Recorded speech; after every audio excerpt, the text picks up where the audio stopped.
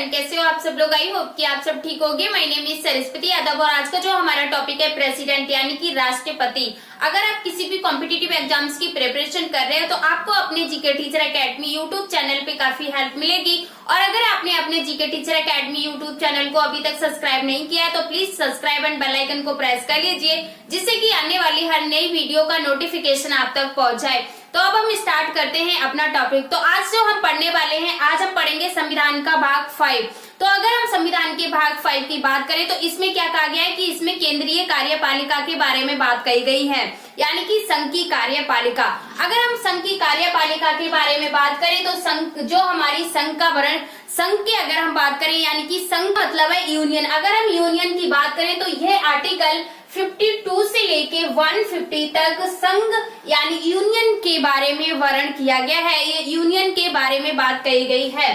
और अब हम बात करें संघ की कार्यपालिका, तो संघ की कार्यपालिका का वर्णन किया गया है या संघ की कार्यपालिका के अगर हम बारे में बात करें तो यह आर्टिकल 52 से लेके 58 तक संघ की कार्यपालिका के बारे में चर्चा की गई है या संघ की कार्यपालिका के बारे में विवरण किया गया है। और हम जानेंगे कि जो हमारी संघ की कार्यपालिका है, संघ की कार्यपालिका में कौन होता है, संघ की कार्यपालिका में कौन कौन होते हैं। तो संघ की कार्यपालिका में राष्ट्रपति होता है, उपराष्ट्रपति होता है, प्रधानमंत्री होता है, मंत्री परिषद होता है और महान्यायवादी होता है। तो संघ की कार्यपालिका में कौन कौन होते हैं? संघ की कार्यपालिका में राष्ट्रपति, उपराष्ट्रपति, प्रधानमंत्री, मंत्रिमंडल और महान्यायवादी शामिल होते हैं। अब हम बात करेंगे कि हमारे जो हमारी संघ की कार्यपालिका है या जो हमारा यूनियन है, इसका विवरण संविधान के किस भाग में किया गया है।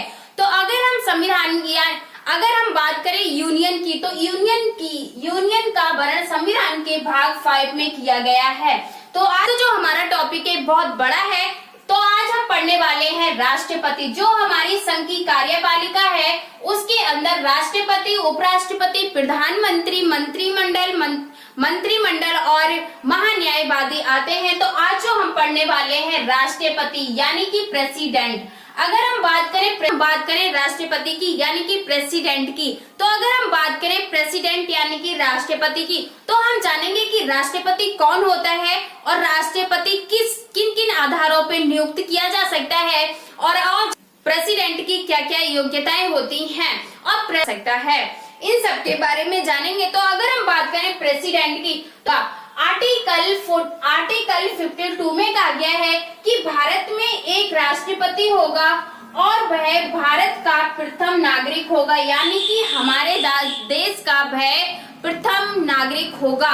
प्रथम नागरिक से अगर मतलब है मैं देती हूँ, मैं आपको प्रैक्टिकली एक एग्जांपल देती हूँ। सपोज दैट हमारे सब अपने अपने घर तो सभी ने देखे होंगे। तो अगर हम अपने घर की बात करें, हमारे दादाजी होते हैं यानी कि ग्रैंडफादर। अगर हम ग्रैंडफादर की बात करें तो हमारे जो घर में कई सदस्य होते हैं, जैसे हमारे चाचा होते हैं, ताऊ होते हैं, छोटे चाचा होते हैं, पापा होते हैं। लेकिन वो काम तो सारा करते हैं, रोजगार से लेके हमारा जो उत्पादन तक है वो सारे काम करते हैं। लेकिन जो हमारे बाबा होते हैं वो कुछ भी काम नहीं करते हैं।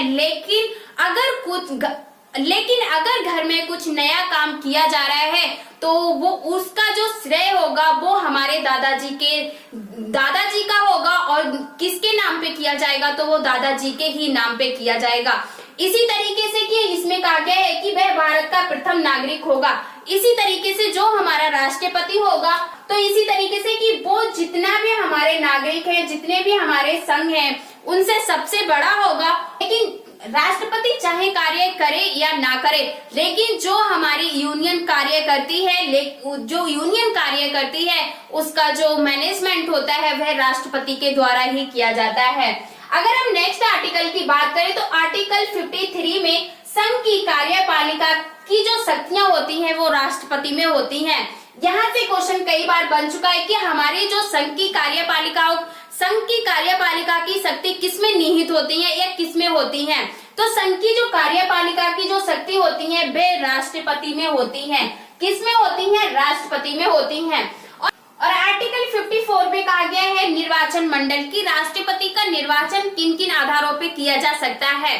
तो अगर हम राष्ट्रपति के निर्वाचन की बात करें तो हमारा जो निर्वाचन करना है वो क्या है, संसद के दोनों सदनों के निर्वाचित सदस्यों के द्वारा उसका निर्वाचन किया जाएगा। अभी मैं इसके बारे में थोड़ा और डिटेल में आगे चर्चा करूंगी। और सेकंड है हमारा कि विधायित सदस्य। थर्ड है हमारा केंद्र शासित प्रदेश दिल्ली व पुडुचेरी विधानसभाओं के निर्वाचित सदस्य। अब हम इनके बारे में डिटेल से जानने की कोशिश करेंगे।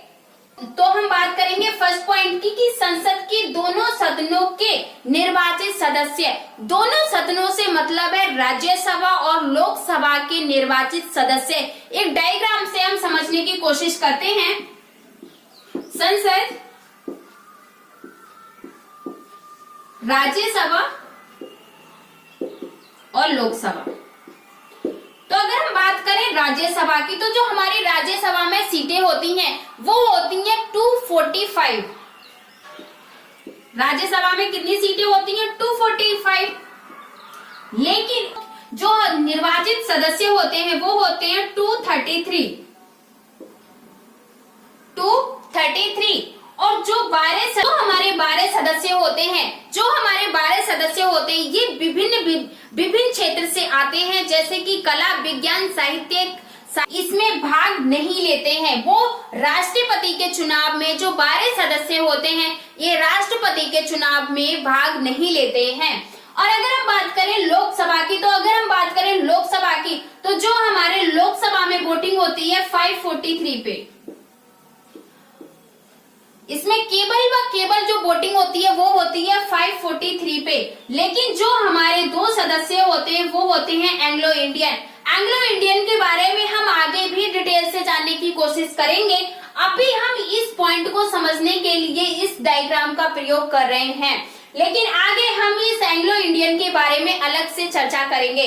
तो जो हमारा दोनों सदनों का मतलब होता है कि जो हमारे लोकसभा में जो सीटें हैं वो होती हैं वो है 545। तो उसमें से जो हमारे 543 जो सदस्य हैं वो तो राष्ट्रपति के चुनाव में हिस्सा लेंगे, लेकिन जो हमारे दो जो हमारे एंग्लो इंडियन हैं ये राष्ट्रपति के चुनाव में हिस्सा नहीं लेते हैं या भाग नहीं लेते हैं या पार्टिसिपेट नहीं करते हैं।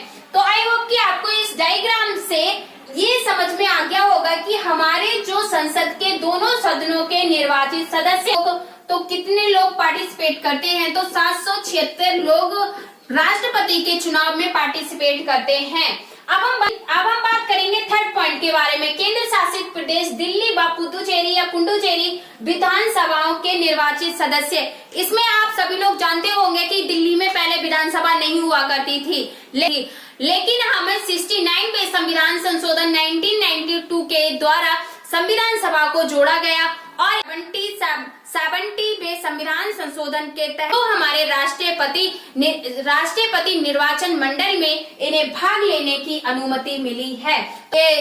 तो यहाँ से क्वेश्चन बनता है कि हमारी दिल्ली में विधानसभा का गठन कब किया गया या कब बनाया गया। तो दिल्ली में विधानसभा का गठन 1992 में किया गया और ये किसवें संविधान संशोधन में किया गया? तो ये 69वें संविधान संशोधन में इसको जोड़ा गया या बनाया गया। तो आई होप कि आपको ये पॉइंट समझ में आ गया होगा। अब हम नेक्स्ट पॉइंट की बात करते हैं और अब हम बात करेंगे आर्टिकल 58 के बारे में। तो आर्टिकल 58 में राष्ट्रपति की योग्यताओं के बारे में चर्चा की गई है कि कोई व्यक्ति अगर राष्ट्रपति बनना चाहता है तो उसकी क्या क्या क्वालिफिकेशन होनी चाहिए।